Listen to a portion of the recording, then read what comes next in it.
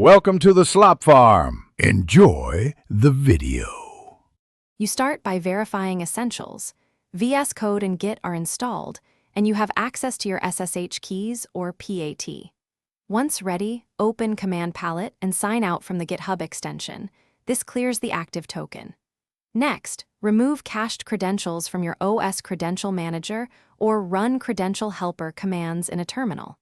Make sure to keep a backup of any SSH keys you plan to reuse, because you will either re-add keys or configure a new token shortly. Now you add the new account credentials, generate a PAT with repo and workflow scopes, or create a new SSH key pair and add the public key to GitHub. Then configure Git locally with your new user, name and user. Email so commits reflect the right identity.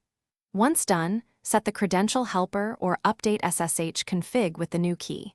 In Vscode, sign in via the Accounts menu. Choose GitHub and authenticate with the new PAT or SSH flow to link your editor to the new account.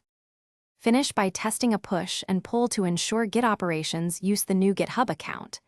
If a repo still points at the old account, update the remote URL locally to the new HTTPS or SSH address and rerun a push. Make sure commit authorship matches your new user settings. If something goes wrong, clear credentials, restart Vscode, and re-authenticate. Often re-adding the PAT or reloading the SSH agent resolves lingering auth issues. Try those steps before deeper debugging. Thanks for watching. Consider subscribing if we helped you today.